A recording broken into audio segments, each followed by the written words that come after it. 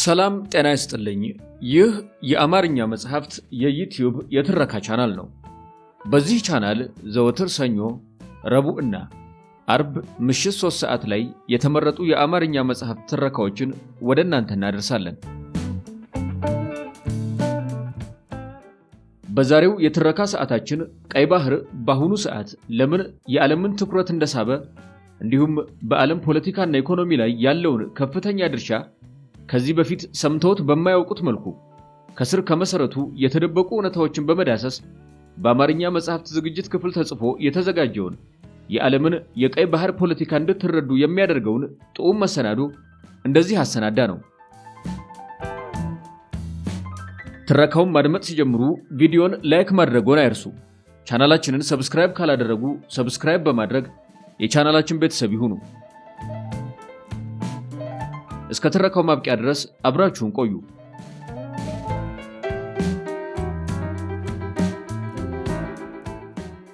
በየቀኑ ምግብ፣ ነዳጅ፣ መድኃኒትና ኤሌክትሮኒክስ የጫኑ መርከቦች በአንድ ጠባብ የውሃ መስመር ውስጥ ያልፋሉ። ቦታው ሰላማዊ ይመስላል። እንዲያውም ኢምንት ጥቅም የሌለው ሊመስል ይችላል። ነገር ግን ይህ መንገድ ለአጭር ጊዜም ቢሆን እንኳን ቢዘጋ የሸቀጦች ዋጋ ይንራል፣ ገበያዎች ይደነግጣሉ፣ መንግስታትም ምላሽ ይሰጣሉ። በአሁኑ ጊዜ በቀይ ባህር ላይ እየተከሰተ ያለው ነገር የሩቅ ግጭት አይደለም፣ የዓለም አቀፍ የንግድ ማነቆ እንጂ። ውጤቱም እርሶ ከሚያስቡት በላይ እጅግ ቅርብ ነው። ቀይ ባህር አስፈላጊ የሆነው በአካለ መጠኑ ወይም በትልቅነቱ ምክንያት አይደለም። አስፈላጊ የሆነው በሚያገናኛቸው ነገሮች ምክንያት ነው።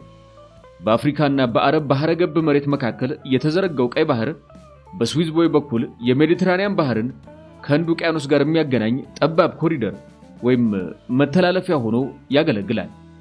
ይህ ነጠላ መስመር የዘመናዊውን ዓለም እንቅስቃሴ የሚቀጥሉ ዘይትን፣ ምግብን፣ የተዘጋጁ ምርቶችን፣ ነዳጅንና ጥሬ ዕቃዎችን ጨምሮ በየቀኑ ወደ 12 በመቶ የሚጠጋውን የዓለምን ንግድ ይሸከማል።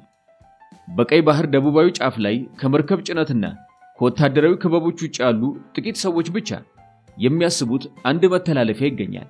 እሱም የባቢል መንደብ ስምጥ ነው። ከአረብኛ ሲተረጎም ስሙ የእንባ በር ማለት ነው። ስሙ ቅንያዊ ወይም ለጌጥ አይደለም፣ ማስጠንቀቂያ እንጂ። በጣም ጠባብ በሆነው ቦታ ላይ ስምጡ ስፋቱ 30 ኪሎ ሜትር ብቻ ነው።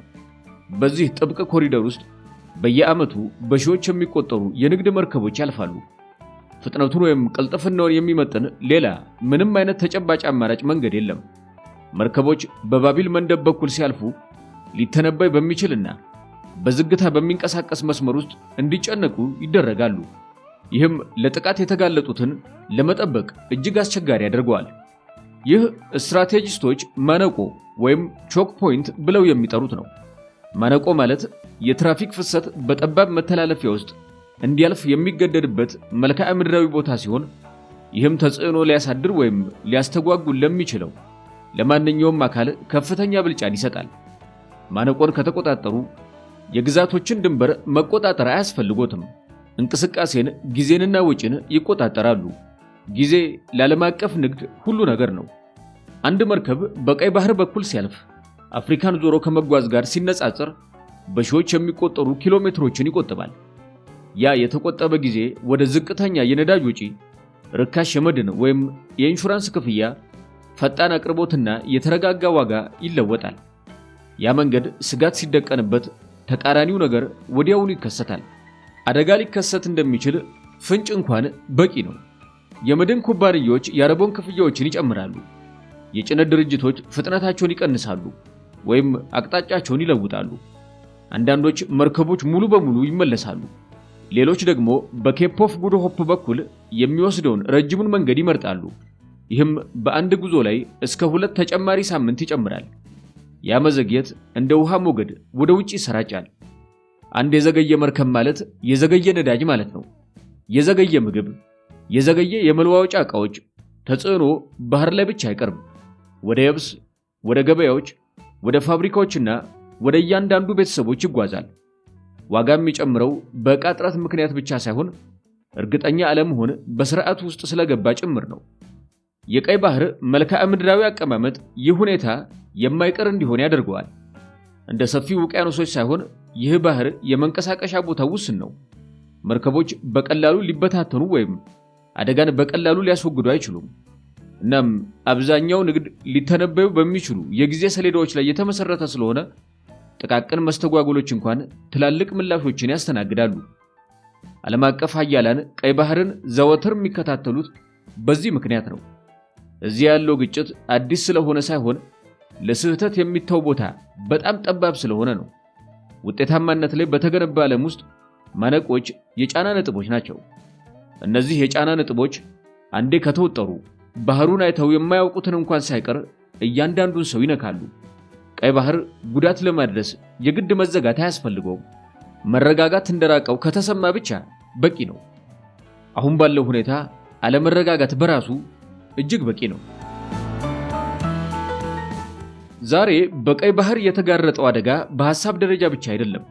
ጠባብ የንግድ መስመሮች ሲስተጓጎሉ ለጥቂት ጊዜም ቢሆን እንኳን ምን እንደሚፈጠር ታሪክ አስቀድሞ አሳይቶናል። ዘመናዊው ግሎባላይዜሽን ወይም ዓለም አቀፋዊ ትስስር የተመሰረተው በፍጥነት አስቀድሞ መተንበይ በመቻልና በእምነት ላይ ነው። ነገር ግን ታሪክ የሚነግረን ሌላ ታሪክ ነው። ማነቆች ሲፈጠሩ የዓለም መንግስታት ምላሽ ሊሰጡ ከሚችሉት በላይ በፈጠነ ሁኔታ ዓለም ትረበሻለች። ከመጀመሪያዎቹ ማስጠንቀቂያዎች አንዱ የመጣው እንደ አውሮፓውያኑ አቆጣጠር በ1956 የስዌዝ ቀውስ ተብሎ በሚታወቀው ወቅት ነበር። በዚያን ጊዜ የስዌዝ ቦይ በምድር ላይ ካሉ እጅግ ወሳኝ ሰው ሰራሽ የንግድ መስመሮች አንዱ ነበር። አሁንም ነው። የፖለቲካ ውጥረቱ ተባብሶ ቦዩ ሲዘጋ የዓለም የመርከብ ጭነት ዝም ብሎ ፍጥነቱን ብቻ አልቀነሰም፣ ይልቁንም ተሰባበረ። ወደ አውሮፓ የሚደረገው የዘይት ጭነት በአንድ ጀንበር ተስተጓገለ። የኤነርጂ ዋጋ በከፍተኛ ሁኔታ ጨመረ። መንግስታት ነዳጅን በኮታ ለማከፋፈል ተገደዱ። የተረጋጉ ይመስሉ የነበሩ የአቅርቦት ሰንሰለቶች ምን ያህል ተሰባሪ እንደሆኑ በድንገት ተገለጠ። ቀውሱን እጅግ አስፈሪ ያደረገው የቆይታ ጊዜው ሳይሆን ያሳደረው ተጽዕኖ ነበር። መዘጋቱ ለወራት ቢቆይም ኢኮኖሚያዊ ድንጋጤው ግን ከዚያ በላይ በራቀ ሁኔታ ተሰምቷል። ኢንዱስትሪዎች ቆሙ። የንግድ መስመሮች እንደገና እንዲቀየሩ ተደረገ። አገራት በጠባብ የውሃ መንገዶች ላይ ቁጥጥር ማድረግ እንደ ዘይት እርሻዎች ወይም ጦር ሰራዊቶች ሁሉ ኃይል ሊሆን እንደሚችል ተገነዘቡ። ትምህርቱ ግልጽ ነበር። በዓለም ኢኮኖሚ ላይ ተጽዕኖ ለማሳደር አገሮችን መውረር አያስፈልጎትም። እንቅስቃሴን ማቋረጥ ብቻ እጅግ በቂ ነው። ከበርካታ አስርት ዓመታት በኋላ ዓለም ሌላ ማስጠንቀቂያ ደረሳት። በዚህኛው ጊዜ ግን አንዲት ጥይት እንኳን አልተተኮሰም። በመጋቢት 2021 ኤቨር ጊቨን የተባለች ግዙፍ የዕቃ መጫኛ መርከብ በስዌዝ ቦይ ውስጥ በጎን በኩል ተቀርቅራ ቀረች። ምንም አይነት ግጭት አልነበረም። ምንም አይነት የጥል ድርጊት አልነበረም። አንዲት መርከብ፣ አንዲት ስህተት፣ አንድ ጠባብ መተላለፊያ ብቻ። ሆኖም በጥቂት ሰዓታት ውስጥ ውጤቱ እንደ አውሎ ነፋስ ተባባሰ። ከ400 በላይ መርከቦች ተቀረቀሩ። በየቀኑ በቢሊዮን የሚቆጠሩ ዶላሮች የንግድ ልውውጦች ዘገዩ። ፋብሪካዎች ፈጽሞ ላልመጡ አካላት ወይም ኮምፖነንትስ ተጠባበቁ። የነዳጅ ዋጋ አሻቀበ። የመርከብ መርሃ ግብሮች ፈራረሱ። እጅግ ዘመናዊና የተሳለጠ የተባለው የዓለም አቀፍ ስርዓት ቀዘቀዘ። የቆመው በጦርነት ምክንያት ሳይሆን ምንም አይነት ተለዋጭ ዕቅድ ባለመኖሩ ነበር። የኤቨር ጊቨን ክስተት ከአንድ ሳምንት ያነሰ ጊዜ ነበር የቆየው። ነገር ግን ይህ ሁኔታ እጅግ የከፋ ነገርን አጋልጧል። የዓለም ኢኮኖሚ በአንድ ነጥብ ላይ በሚፈጠሩ ውድቀቶች ሲንግል ፖይንት ኦፍ ፌለር ላይ ጥገኛ ሆኖ ነበር። ያ ተጋላጭነት ከዚያ ጊዜ ወዲህ እየጨመረ እንጂ እየቀነሰ አልመጣም። ባለፉት ግማሽ ክፍለ ዘመናት የመርከብ መስመሮች እየተጣበቡ እንጂ እየተለያዩ አልሄዱም። የሥራ ቅልጥፍና ፍላጎት ኩባንያዎችን በጥቂት መንገዶች በትላልቅ መርከቦችና በተጣበቡ የጊዜ ሰሌዳዎች ላይ እንዲመሰረቱ ገፋፋቸው። ይህ ንግድን ርካሽ አደረገው፣ ግን ደግሞ የበለጠ አደገኛ። አንድ ነገር ሲበላሽ በስርዓቱ ውስጥ የቀረ ምንም አይነት የመለዋወጫ ወይም ፍሌክሲቢሊቲ እድል የለም። ታሪክ በቀይ ባህር አካባቢ ሌላ ተመሳሳይ ምሳሌ ይሰጠናል። በተለያዩ የመካከለኛ ምስራቅ ግጭቶች ወቅት በባህር መስመሮች ላይ አለመረጋጋት አለ የሚሉ ወሬዎች እንኳን በገበያው ላይ ፈጣን ምላሽ አስከትለዋል። ምንም አይነት ትክክለኛ ጉዳት ሳይደርስ የመድን ወይም የኢንሹራንስ ወጪዎች በከፍተኛ ሁኔታ ጨምረዋል። ጥቃቶች ከመከሰታቸው በፊት መርከቦች አቅጣጫ ቀይረዋል። ገበያዎች ምላሽ የሰጡት ለተጨባጭ እውነታ ሳይሆን ስጋት አለ ተብሎ ለታሰበው ግምት ነበር። ይህ አካሄድ ትልቅ ትርጉም አለው። ምክንያቱም በዘመናዊ ንግድ ውስጥ ስጋት ወይም ፐርሲፕሽን ከእውነታው በበለጠ ፍጥነት ጉዳት ያደርሳል። ኢንሹራንስ ሰጪዎች ክፍያ ሲጨምሩ የመርከብ ድርጅቶች የበለጠ ይከፍላሉ። የመርከብ ድርጅቶች የበለጠ ሲከፍሉ ዋጋ ይጨምራል። ዋጋ ሲጨምር ደግሞ ወጪው በሰንሰለቱ ውስጥ ወደ ታች ይተላለፋል፣ ከድርጅቶች ወደ መንግስታት፣ በመጨረሻም ወደ ሸማቾች። ታሪክ ሌላም የሚያሳየን ነገር ቢኖር ወታደራዊ መገኘት ብቻውን ደህንነትን እንደማያረጋግጥ ነው። በባህር ኃይል የሚደረጉ ጥበቃዎች ስልታዊ በሆኑ የውሃ መንገዶች ላይ ለብዙ አስርት ዓመታት ነበሩ። ሆኖም ውጥረቶች ሲባባሱ ከፍተኛ ጥበቃ የሚደረግባቸው መንገዶች እንኳን ሊረጋጉ እንደማይችሉ ታሪክ ያረጋግጣል። ውጥረቱ ሊባባስ ይችላል የሚለው ሐሳብ ብቻ እንኳን ባህሩን ይለውጠዋል። መርከቦች ፍጥነት ይቀንሳሉ፣ መንገዶች ይቀይራሉ፣ የጊዜ ሰሌዳዎች ይፈራርሳሉ። ቀይ ባህር ይህንን ከዚህ በፊት አይቶታል። ባለፉት ቀጠናዊ ግጭቶች ወቅት ምንም መርከብ ጥቃት ባይደርስበት እንኳን የመርከቦች እንቅስቃሴ ቀንሶ ነበር። የመስተጓገል ፍርሃት ብቻ በቂ ነበር። ፍርሃት በትክክለኛ የጊዜ ሰሌዳ ላይ በተገነባ ስርዓት ውስጥ ሲገባ ብቃት ማጣት ወይም ኢንፊሺየንሲ በፍጥነት ይሰራጫል። ሌላው የታሪክ ትምህርት የሚመጣው በ1970ዎቹ ከነበረው የነዳጅ ቀውስ ነው። ምንም እንኳን ያ ቀውስ በውሃ መንገድ መዘጋት ባይከሰትም የኤነርጂና የንግድ መስተጓጎሎች የዓለምን ፖለቲካ ምን ያህል በፍጥነት እንደሚቀይሩ በሰፊው አሳይቷል። አገራት የውጭ ጉዳይ ፖሊሲዎችን ቀየሩ፣ ጥምረቶች ተለዋወጡ፣ አጠቃላይ የኢኮኖሚ ስልቶች እንደገና ተጻፉ። እነዚያ ቀውሶች ዘላቂ አልነበሩም፣ ውጤታቸው ግን ዘላቂ ነበር። ታሪክ እንደሚያሳየው አንድ ስርዓት አንዴ ድንጋጤ ካስተናገደ በጭራሽ ወደ ቀድሞ ሁኔታው ሙሉ በሙሉ አይመለስም። አዳዲስ ደንቦች ይወጣሉ፣ አዳዲስ ስጋቶች ግምት ውስጥ ይገባሉ፣ እምነት ይሸረሸራል። ይህ ምናልባት ታሪክ የሚሰጠን ትልቁ ማስጠንቀቂያ ነው። መስተጓጎሎች ለውጥ ለማምጣት የግድ ረጅም ጊዜ መቆየት አያስፈልጋቸውም። ተጋላጭነትን ማሳየት ብቻ በቂ ነው። ቀይ ባህር የነዚህ ሁሉ ትምህርቶች እምብርት ላይ ይገኛል። ጠባብ ነው፣ በከፍተኛ ሁኔታ ጥቅም ላይ ይውላል፣ ወሳኝ ኢኮኖሚዎችን ያገናኛል። ድንገተኛ ጫናን ያለምንም ወጪ ሊቋቋሙ የሚችሉ ተጨባጭ አማራጮች የሉትም። ታሪክ ማነቆችን ሲመለከት ሂደቱ ወጥ ነው። መተላለፊያው በጠበበ ቁጥር ውጤቱ ይበልጥ ይገዝፋል። የዛሬው ዓለም ከ1956 ይልቅ ይበልጥ የተሳሰረ ነው። ከ1973 ይልቅ ይበልጥ ጥገኛ ነው። ከ2021 ይልቅ ስህተትን የማይታገስ ነው። ይህ ማለት ለስህተት የሚተወው ቦታ ማርጂን ኦፍ ኢረር እየጠበበ ነው ማለት ነው።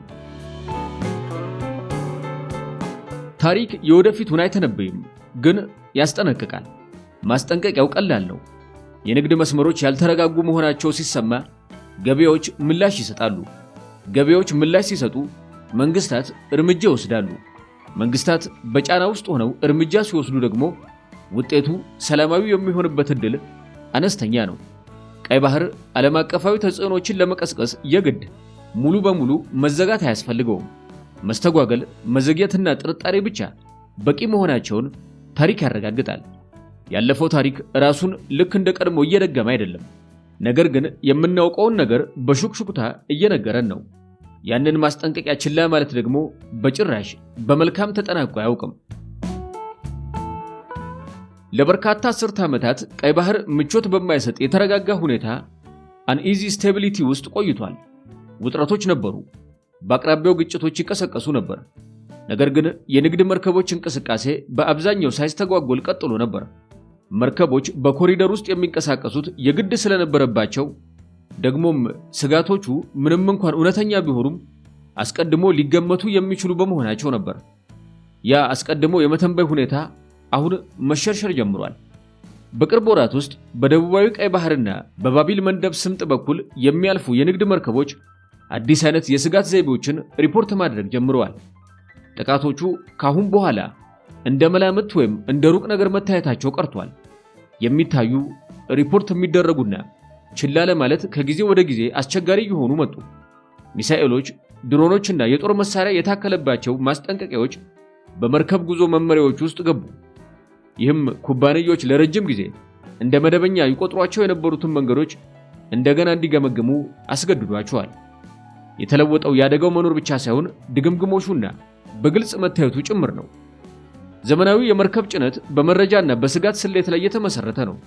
እያንዳንዱ መንገድ በመድን ሰጪዎች፣ በደህንነት ድርጅቶችና በሎጂስቲክስ አቀናጆች ዘንድ ያለማቋረጥ ይገመገማል። ሪፖርት የሚደረጉ ክስተቶች ቁጥር በጥቂቱም ቢሆን እንኳን ሲጨምር አልጎሪዝሙ ወይም ስሌቶቹ ከፖለቲካ በበለጠ ፍጥነት ምላሽ ይሰጣሉ። የመድን አረቦን ፕሪሚየምስ ይጨምራል። የደህንነት ደረጃዎች ይሻሻላሉ። አንድ ጊዜ እንደ መደበኛ ይታዩ የነበሩ መንገዶች በድንገት እንደ አማራጭ መታየት ይጀምራሉ። ያ ለውጥ የተከሰተው በፍጥነት ነበር። ታዋቂ የጭነት መርከብ ኩባንያዎች የስጋት ደረጃ መጨመሩን በማስጠንቀቅ ለሰራተኞቻቸው ማሳሰቢያዎችን መስጠት ጀመሩ። አንዳንዶች መርከቦች ወደ ቀይ ባህር የሚገቡበትን ጊዜ አዘገዩ። ሌሎች ደግሞ በአፍሪካ ደቡባዊ ጫፍ በኩል የሚወስደውን እጅግ ረጅሙን መንገድ በመምረጥ አቅጣጫቸውን ሙሉ በሙሉ ቀየሩ። ይህ ውሳኔ በሺዎች የሚቆጠሩ ኪሎሜትሮችንና እስከ 2 ተጨማሪ ሳምንት የሚደርስ ጊዜ በአቅርቦት የጊዜ ሰሌዳ ላይ ጨምሯል። ይህ ኩባንያዎች ስጋቱ እጅግ ከባድ እንደሆነ ካላመኑ በስተቀር በጭራሽ የማይወስዱት ውድ እርምጃ ነው። በተመሳሳይ ጊዜ በቀጠናው ያለው የባህር ኃይል እንቅስቃሴ ተባባሰ። የጦር መርከቦች ጥበቃቸውን አጠናከሩ። የስለላ ስራዎች ተስፋፉ። እነዚህ እርምጃዎች ለመርከብ ኢንዱስትሪው ማረጋገጫ ለመስጠት የታሰቡ ቢሆንም ታሪክ እንደሚያሳየው ግን ከፍተኛ ወታደራዊ መገኘት ከደህንነት ይልቅ እንደ አደጋ ምልክት ሊታይ ይችላል። ለመድን ሰጪዎች ወይም ኢንሹርስ ለሥራ አስፈጻሚዎች ይህ አንድ አስቸጋሪ ጥያቄን አስነስቷል። ጥበቃው የግድ መጨመር ካለበት ጥበቃ እየተደረገ ያለው ከምን አይነት አደጋ ነው የሚለው። ሌላው ወሳኝ ለውጥ ዓለም አቀፋዊ ሁኔታ ነበር። ከዚህ ቀደም ከነበሩት ቀጠናዊ አለመረጋጋቶች በተለየ አሁን የዓለም ኢኮኖሚ ከተለያዩ አቅጣጫዎች በጫና ውስጥ ይገኛል። የአቅርቦት ሰንሰለቶች ከዓመታት መስተጓጎል በኋላ አሁንም ተሰባሪ ናቸው። የዋጋ ግሽበት ጫናዎች ከፍተኛ ናቸው። የኤነርጂ ገበያዎች ስሜታዊ ናቸው። ይህ ማለት ስርዓቱ ለአዳዲስ ድንጋጤዎች ያለው የመቻቻል አቅም አነስተኛ ነው ማለት ነው። ከ10 ዓመት በፊት በጸጥታ ሊታለፍ ይችል የነበረ ስጋት አሁን ፈጣን ምላሽን ይቀሰቅሳል። የመረጃ ፍሰትም ምላሽ የመስጠት ሂደቱን ቀይሮታል። አሁን በቀይ ባህር ላይ የሚፈጠሩ ክስተቶች በቅጽበት ሪፖርት ይደረጋሉ። በደቂቆች ውስጥም በዓለም አቀፍ የመርከብ አውታረ መረቦች ውስጥ ይጋራሉ። ይህ የማይቋረጥ እይታ ስጋቱ እንዲገዝፍ ያደርገዋል። ያልተረጋገጡ ስጋቶች እንኳን በባህሩ ላይ ተጽዕኖ ያሳድራሉ። ምክንያቱም በተጣበቁ የጊዜ ሰሌዳዎች ላይ የተገነባ ስርዓት ውስጥ እርግጠኛ እስኪኮን ድረስ መጠበቅ እንደ አማራጭ አይታይም። ያለው አማራጭ ትክክለኛው ለውጥ በስጋት ወይም ሪስክና በጥቅም ሪዋርድ መካከል ያለውን ሚዛን መለወጥ ነበር። የቀይ ባህር መስመር አሁንም በዋና ዋና ገበያዎች መካከል ያለው ፈጣኑ መንገድ ሆኖ ቀጥሏል። ነገር ግን ከብዙ ዓመታት በኋላ ለመጀመሪያ ጊዜ ያ ፍጥነት በቀጣይነት ካለው አለመረጋጋት ጋር እየተመዘነ ይገኛል። አለመረጋጋት መደበኛ ሲሆን ውጤታማነት ብልጫውን ያጣል። ውጤቱም ዝምተኛ ግን ጉልህ የሆነ ለውጥ ነው። መዘጋት አይደለም፣ ማነቆ ብሎኬድ አይደለም፣ ነገር ግን ማቅማማት ሄዚቴሽን ነው። በዓለም አቀፍ ንግድ ውስጥ ደግሞ ማቅማማት ዋጋ ያስከፍላል። ቀይ ባህር በድንገት አደገኛ አልሆነም፣ ሊተነበይ የማይችል አንፕሪዲክተብል ሆነ እንጂ። ታሪክ ደግሞ እንደሚያሳየው አለመተንበይ ብዙውን ጊዜ ወደ መስተጓጎል የሚወስድ የመጀመሪያው እርምጃ ነው። በቀይ ባህር ላይ የሚከሰት አለመረጋጋት ትክክለኛው ተጽዕኖ ባህር ላይ አይሰማም። ተጽዕኖ በዝምታ ከመርከቦች ርቆ አብዛኛው ሰው ከባህር መንገድ ጋር ፈጽሞ እንደማያገናኛቸው በሚገመታቸው ቦታዎች ይሰማል። አንድ መርከብ ሲዘገይ ወይም አቅጣጫ ሲቀይር ፈጣኑ ወጪ በነዳጅና በጊዜ ይለካል። ነገር ግን ትክክለኛው ወጪ በዓለም አቀፉ ስርዓት ውስጥ በማይታይ ሁኔታ ይጓዛል።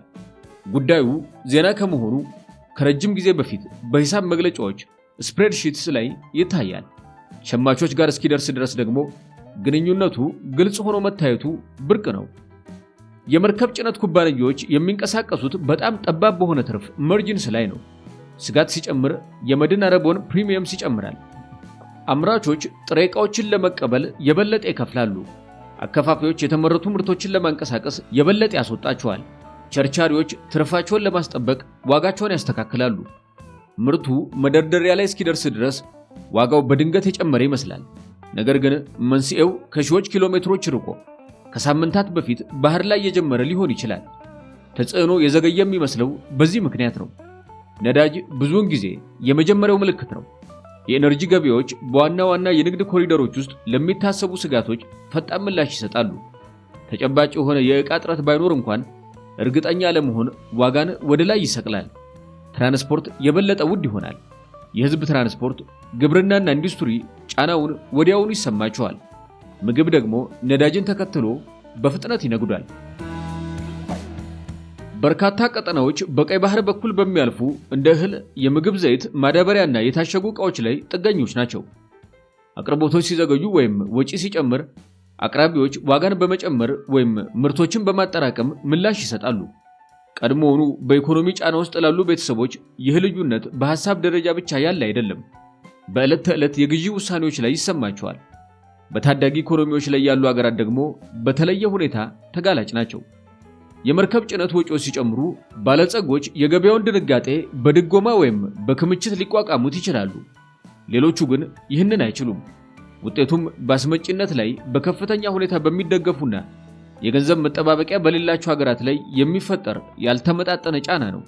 የዋጋ ግሽበት ይፋጠናል። የምንዛሬ ዋጋ በፍጥነት ይዳከማል።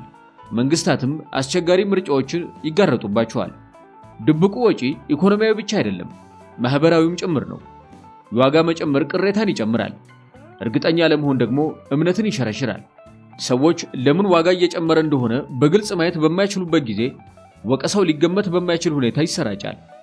ሩቅ ያሉ መስተጓጎሎች ከመጀመሪያው ቀውስ ጋር ቀጥተኛ ግንኙነት ባይኖራቸው እንኳን ለአካባቢያዊ አለመረጋጋት አስተዋጽኦ የሚያደርጉት በዚህ መንገድ ነው። ስትራቴጂያዊ ወጪም አለ። የመርከብ መንገዶች አስተማማኝነታቸው እየቀነሰ ሲሄድ ኩባንያዎች የረጅም ጊዜ የሎጂስቲክ እቅዳቸውን እንደገና ያስባሉ። አዳዲስ የአቅርቦት ሰንሰለቶች ይቀርጻሉ። ኢንቨስትመንቶች አቅጣጫቸውን ይቀይራሉ። አንዳንዶቹ መንገዶች ፋይዳቸውን በቋሚነት ያጣሉ። እነዚህ ለውጦች አንዴ ከተከሰቱ በኋላ መረጋጋት ቢመለስ እንኳን ሙሉ በሙሉ ወደ ቀድሞ ሁኔታቸው መመለስ ብርቅ ነው። የአጭር ጊዜ መስተጓገል የረጅም ጊዜ መዘዝን የሚፈጥረው በዚህ መንገድ ነው። የቀይ ባህር አለመረጋጋት በመንገድ መዘጋት ብቻ አይገለጽም። ይልቁንም በማቀባማት አቅጣጫ በመቀየርና በስሌት ለውጦች ውስጥ ይሰራል። ጉዳቱ በመድን ሰጪዎች፣ በተንታኞችና በሎጂስቲክ ስራ አስኪያጆች በሚደረጉ መደበኛ ውሳኔዎች ተደብቆ በዝምታ ይነጉዳል። ሸማቾች ለውጡን በሚገነዘቡበት ጊዜ ስርዓቱ ቀድሞውኑ ራሱን አስተካክሏል፣ ወጪውም ተከፍሏል። ቀይ ባህር በዓለም አቀፍ ንግድ ላይ ተጽዕኖ ለማሳደር ንግዱን ማቆም ፈጽሞ አያስፈልገውም። ንግዱ የበለጠ ውድ፣ ቀርፋፋና እርግጠኛ ያልሆነ እንዲሆን ማድረግ ብቻ በቂ ነው። ውጤታማነት ላይ በተገነባ ዓለም ውስጥ ደግሞ ያድብቅ ወጪ እጅግ ግዙፍ ነው። ቀይ ባህር ለንግድ ብቻ ሳይሆን ለዓለም አቀፍ ወታደራዊ ጥቅሞችም ለረጅም ጊዜ ስልታዊ መገናኛ ሆኖ ቆይቷል። አስፈላጊነቱ በየቀኑ ውሃውን አቋርጦ ከሚሄዱት መርከቦች በላይ ነው። ለብዙ አስርተ ዓመታት የቀጠናውና የዓለም ወታደራዊ ኃይሎች በዚህ ጠባብ ኮሪደር ላይ ቁጥጥር ወይም ተጽዕኖ ማድረግ የኃይል ሚዛኑን ሊያዛባ፣ ጥምረቶችን ሊነካና የጂኦፖለቲካውን ገጽታ ሊቀይር እንደሚችል ተገንዝበዋል። ዛሬ ወታደራዊ ኃይሎች ቀይ ባህርን በጣም በቅርብ የሚከታተሉት ለምንድን ነው? መልሱ ያለው በመልክዓ ምድራዊ አቀማመጥ፣ በኢኮኖሚያዊ ጠቀሜታና እየጨመረ በመጣው የፖለቲካ ውጥረት ልዩ ጥምረት ውስጥ ሲሆን፣ ይህም ቀጠናውን ለዓለም አቀፍ ደህንነት ስጋት ዋነኛ ትኩረት ያደርገዋል። በመሰረቱ ቀይ ባህር በዓለም ላይ ካሉ እጅግ አስፈላጊ የባህር አውራ ጎዳናዎች አንዱ ሆኖ ያገለግላል። ወደ 12 በመቶ የሚጠጋው የዓለም ንግድ በሱ በኩል ያልፋል። ይህም በመላው አውሮፓ፣ እስያና ከዚያም በላይ ላሉ ሀገራት የኤነርጂ ደህንነት ወሳኝ የሆኑትን እጅግ ብዙ የዘይትና የተፈጥሮ ጋዝ ምርቶችን ያካትታል። በዚህ ኮሪደር ውስጥ የሚፈጠር ማንኛውም መስተጓጎል በዓለም ኢኮኖሚ ላይ እንደ ውሃ ሞገድ የመሰራጨት ስጋት አለው። ይህም የኤነርጂ እጥረት፣ የነዳጅ ዋጋ መናርና በቀጠናው ባሻገር የሚደርስ የአቅርቦት ሰንሰለት መቋረጥን ያስከትላል። ይህ ኢኮኖሚያዊ ጠቀሜታ ቀይ ባህርን የወታደራዊ ትኩረት ማዕከል ወይም መግነጢስ ያደርገዋል። እንደ አሜሪካ፣ ቻይና፣ ሩሲያ ያሉ የባህር ኃይሎች እንደ ሳዑዲ አረቢያና ግብጽ ያሉ ቀጠናዊ ተዋናዮች ስልታዊ ጥቅሞቻቸውን ለመጠበቅ በአካባቢው ጠንክሮ መገኘት አለባቸው። መርከቦቻቸው ቁጥጥርን ለማረጋገጥና ስጋቶችን ለመከላከል ጥበቃ፣ መረጃ የማሰባሰብ ሥራና የጋራ ልምምዶችን ያካሂዳሉ። ነገር ግን ወታደራዊ ትኩረቱ የንግድ መስመሮችን ከመጠበቅ ባለፈ ይዘልቃል። ቀይ ባህር የበርካታ ውስብስብ ቀጠናዊ ግጭቶችና የውክልና ጦርነቶች መሃል ላይ ይገኛል። የየመን የእርስ በርስ ጦርነት፣ የሁቲ አማጽያን በተደጋጋሚ የንግድ መስመሮችን ኢላማ ማድረጋቸው፣ የኢራን እየተስፋፋ የመጣው ተጽዕኖና በባህረ ሰላጤው አገራት መካከል ያለው ውድድር ቀይ ባህርን ትናንሽ ክስተቶች በፍጥነት ሊባባሱ የሚችሉበት የውጥረት መድረክ አድርጎታል። ወታደራዊ ኃይሎች በቅርበት ትኩረት የሚሰጡበት አንዱ ምክንያት ያልተመጣጠነ የጦርነት ስልቶች አሲሜትሪክ ዋርፌር ታክቲክስ ከሚፈጥሩት ስጋት የተነሳ ነው። በንግድ መርከቦች ላይ የሚሰነዘሩ የድሮን የሚሳኤል ጥቃቶችና የጥፋት ድርጊቶች ድግምግሞሽና ውስብስብነታቸው እየጨመረ መጥቷል። ከተለመዱት የባህር ኃይል ፍጥጫዎች በተለየ እነዚህ ስልቶች በጦርነትና በባህር ላይ ወንበዴነት መካከል ያለውን መስመር ያደበዝዛሉ። ይህም ምላሽ የመስጠት ሂደትን ያወሳስባል፣ እንዲሁም ለሁሉም ተሳታፊ ወገኖች አደጋውን ከፍ ያደርገዋል። ለምሳሌ በሁቲ ኃይሎች በነዳጅ ጫኝና በጭነት መርከቦች ላይ ይፈጸማሉ የተባሉ ጥቃቶች የመርከብ ኩባንያዎች መንገዶቻቸውን እንደገና እንዲያስቡ አስገድዷል። ይህም ሳምንታትና በሚሊዮን የሚቆጠሩ ወጪዎችን ጨምሯል። እነዚህ ድርጊቶች የኢኮኖሚ መረጋጋትን ከማስፈራራታቸውም በላይ የባህር ኃይሎች ግጭቱን ወደ ሙሉ ጦርነት ሳያሳድጉ ምላሽ እንዲሰጡ ይፈታተናል። በተጨማሪም በጠባብ ቦታ ውስጥ የበርካታ ወታደራዊ ተዋናዮች መኖር ለተሳሳተ ስሌት ከፍተኛ ስጋት ያለበት አካባቢን ይፈጥራል። የቀይ ባህር መልክዓ ምድራዊ አቀማመጥ እንደ ባቢል መንደብ ያሉ ጠባብ ስምጦች ያሉት መሆኑ የተለያዩ አገራት መርከቦች ብዙ ጊዜ ተቀራርበው እንዲንቀሳቀሱ ያደርጋል። ይህም ድንገተኛ ግጭቶች የመፈጠር ዕድልን ይጨምራል። በዓለም ዙሪያ የታዩ ታሪካዊ ክስተቶች እንደሚያሳዩት እንዲህ ያሉ አደጋዎች በተለይም ቀድሞውኑ በፖለቲካ ውጥረት ውስጥ ባሉ ቀጠናዎች ውስጥ በፍጥነት ወደ ሰፊ ግጭቶች ሊሸጋገር ይችላል። ከዚህ አንጻር ወታደራዊ ኃይሎች ያለውን ሁኔታ በሚገባ ለማወቅ ሲቹዌሽን አዌርነስ በስለላና በመረጃ ስራዎች ላይ ከፍተኛ ኢንቨስት ያደርጋሉ። የሳተላይት ክትትል፣ ሰው አልባ የአየር ላይ ተሽከርካሪዎች ወይም ድሮኖች፣ የኤሌክትሮኒክስ መረጃ ስብስብ የመርከቦችን እንቅስቃሴ ለመከታተልና ሊከሰቱ የሚችሉ ስጋቶችን አስቀድሞ ለመለየት ወሳኝ ሚና ይጫወታሉ። እነዚህ እርምጃዎች በቀጠናው ያለውን ደካማ ሚዛን ሊያናጉ የሚችሉ ድንገተኛ ክስተቶችን ለመከላከል ያለሙ ናቸው። ሌላው የወታደራዊ ትኩረትን የሚስበው አስፈላጊ ምክንያት ቀይ ባህር አውሮፓን ከእስያ ለሚያገናኘው የስዊዝ ቦይ እንደ መግቢያ በር ሆኖ ማገልገሉ ነው። በዚህ መግቢያ በር ላይ ቁጥጥር ማድረግ ለዘመናት የሚፈለግ ትልቅ ሽልማት ሆኖ ቆይቷል። ይህም በጦርነቶች በዲፕሎማሲና በኢኮኖሚያዊ ፖሊሲዎች ላይ ተጽዕኖ አሳድሯል። ዛሬ የዓለም ኢኮኖሚ ከምንጊዜም በላይ የተሳሰረ በመሆኑ አደጋው ይበልጥ የከፋ ነው። በቀይ ባህር ዳርቻ ላይ እንደ ጅቡቲና እንደ ግብፅ ሲናይ ልሳነ ምድር ያሉ የባህር ኃይል ሰፈሮች ኃይልን ለማሳየትና ፈጣን ምላሽ ለመስጠት እንደ ስልታዊ ማዕከልነት ያገለግላሉ። አገራት ጥቅሞቻቸውን ለማስጠበቅና አገሮቻቸውን ለመደገፍ በእነዚህ ተቋማት ላይ ኢንቨስት ያደርጋሉ። ይህም ከቀጠናው ባሻገር የሚዘልቅ የተጽዕኖ መረብን ያጠናክራል። የወታደራዊ ንቃት የሚመነጨው ቀይ ባህር ለትልቅ ጂኦፖለቲካዊ ውድድር መነሻ ፍላሽ ፖይንት ሊሆን ይችላል ከሚል ዕድል ጭምር ነው። ቻይና የቀበቶና መንገድ ቤልት ኤንድ ሮድ ኢኒሼቲቭን ስትከተል፣ አሜሪካ የባህር ላይ የበላይነቷን ለማስጠበቅ ስትጥር፣ ሩሲያ ተጽዕኖዋን ስታሰፋ፣ የዓለም ሀያላን ስልታዊ ምኞቶች እዚህ ጋር ይገናኛሉ። የእያንዳንዱ ተዋናይ እርምጃ በሌሎች በጥንቃቄ ይታያል፣ ብዙ ጊዜም አጸፋዊ ምላሽ ይሰጥበታል። ይህም ቀይ ባህርን የዓለም አቀፍ ፉክክር የቼዝ ሰሌዳ ያደርገዋል። በመጨረሻም የወታደራዊ ንቃት የሚያንጸባርቀው ዘመናዊ ግጭት በተለመደው የጦር ሜዳ ብቻ የተገደበ አለመሆኑን መረዳታችን ግልጽ ነው። በአቅርቦት መስመሮች፣ በኢኮኖሚ ማነቆችና በመሰረተ ልማቶች ላይ ቁጥጥር ማድረግ የኃይል መገለጫ ሆኗል። ከዚህ አንጻር ቀይ ባህር ከውሃ በላይ ነው። እሱ ስልታዊ ሀብት፣ ተጋላጭነትና ለከፍተኛ አለመረጋጋት መነሻ ሊሆን የሚችል ቦታ ነው። የወታደሮች ሰፈራና ቀጣይነት ያለው ውጥረት የቀይ ባህር መረጋጋት ምን ያህል ተሰባሪ መሆኑን ማስታወሻዎች ናቸው። አደጋው ዓለም አቀፋዊ ነው። የመስተጓጎሉ ውጤት ከቀጠናው ባሻገር ይዘልቃል። ለመንግስታት፣ ለወታደራዊ ኃይሎችና ለሲቪሎች ሁሉ ቀይ ባህርን በቅርበት መከታተል ጥንቃቄ ብቻ አይደለም፣ አስፈላጊም ጭምር እንጂ። እግሮ ቀይ ባህር አቅራቢያ ደርሶ ላያውቅ ይችላል። የዓለም አቀፍ የመርከብ ጭነት ዜናዎችን ላይከታተሉ ወይም የባህር ኃይል በሩቅ ውሃዎች ላይ የሚያደርጉትን ጥበቃ ላያዩ ይችላሉ። ነገር ግን በዚያ ጠባብ የውሃ መስመር ላይ እየተከሰቱ ያሉ እውነታዎች ከሚገምቱት በላይ በቀጥታ በሕይወቶ ላይ ተጽዕኖ ያሳድራሉ። ቀይ ባህር ለዓለም አቀፍ ንግድ ወሳኝ የደም ስር ነው። ከነዳጅ እስከ ምግብ፣ እንዲሁም በየቀኑ እስከሚጠቀሙባቸው ኤሌክትሮኒክስ ዕቃዎች ድረስ ለሁሉም ነገር ፈጣን መተላለፊያ ነው። ያ የደም ስር መስተጓጎል ሲያጋጥመው ውጤቱ ከመርከቦችና ከወደቦች ባለፈ በመላው ዓለም ያሉ ገበያዎችን፣ ኢኮኖሚዎችንና ቤተሰቦችን ይነካል። በመጀመሪያ የነዳጅ ዋጋን ያስቡ። የነዳጅ ጫኝ መርከቦች የዓለምን የኤነርጂ አቅርቦት ከፍተኛ ድርሻ በቀይ ባህር በኩል ይጓዛሉ። በዚህ ቀጠና ውስጥ ስጋቶች ሲጨምሩ ለእነዚያ ጭነቶች ያለው አደጋ ይጨምራል። የመድን ወጪዎች ከፍ ይላሉ። መርከቦች ረጅምና ውጤታማ ያልሆኑ መንገዶችን ይመርጣሉ። ነዳጅ ለማጓጓዝ የበለጠ ውድ ይሆናል። ውጤቱ በነዳጅ ማደያዎች ያለው ዋጋ መጨመርና በትራንስፖርት ላይ ለሚደገፉ ነገሮች ሁሉ ወጪው በከፍተኛ ሁኔታ መናር ይሆናል። በመቀጠል ስለ ምግብ እናስብ። በርካታ ሀገራት በከፍተኛ ሁኔታ በሚያስወጧቸው እንደ እህል፣ የምግብ ዘይትና ማዳበሪያ ባሉ ምርቶች ላይ ጥገኛ ናቸው። ከነዚህ ውስጥ አብዛኛው በቀይ ባህር በኩል ያልፋል። እዚህ ጋር የሚፈጠሩ መስተጓጎሎች ጭነቶችን ሊያዘገዩ፣ የምርት አቅርቦትን ሊቀንሱና ዋጋን ወደ ላይ ከፍ ሊያደርጉት ይችላሉ።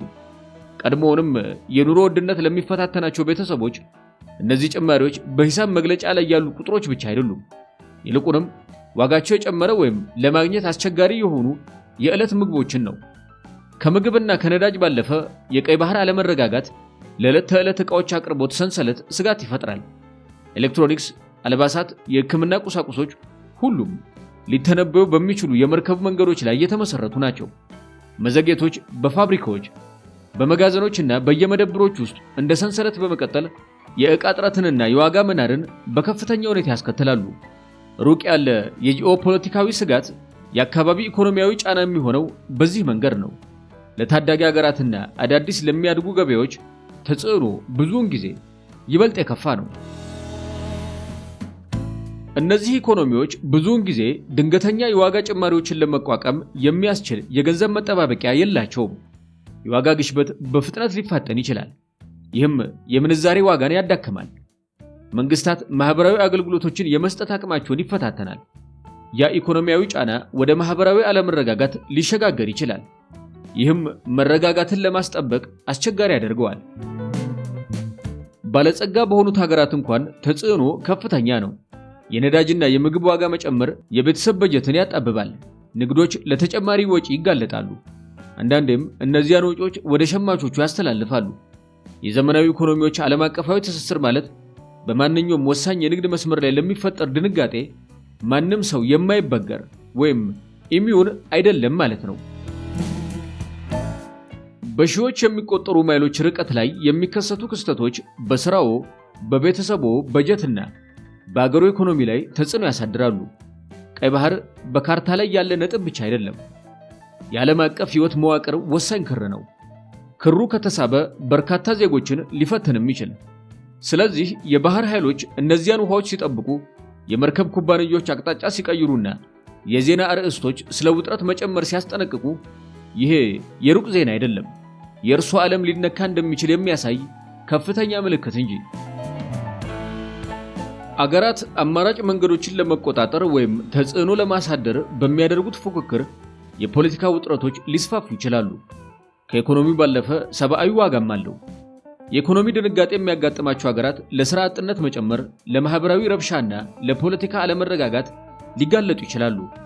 በቀይ ባህር አቅራቢያ ባሉ ቀጠናዎች ያለው ደካማ ሰላም ሊፈርስ ይችላል። ይህም ለተጨማሪ ግጭትና ለስደት ይዳርጋል። ነገር ግን በዚህ ጥያቄ ውስጥ ሌላም ገጽታ አለ፣ የኃላፊነት ጥያቄ። በዚህ በረዘማ ለመረጋጋት ማን ይጠቀማል? ይህ ኮሪደር በውጥረት ውስጥ እንዲቆይ በማድረግ ብልጫ የሚያገኙ አካላት ይኖሩ ይሆን? በጣም የሚጎዳውስ ማን ነው? እነዚህ ጥያቄዎች አስቸጋሪ የሚሆኑት የጂኦፖለቲካውን የተወሳሰበ እውነታ እንድንጋፈጥ ስለሚያስገድዱ ነው። ኃይል ከትብብር ይልቅ በመስተጓጎል የሚገለጽበትን ዓለም።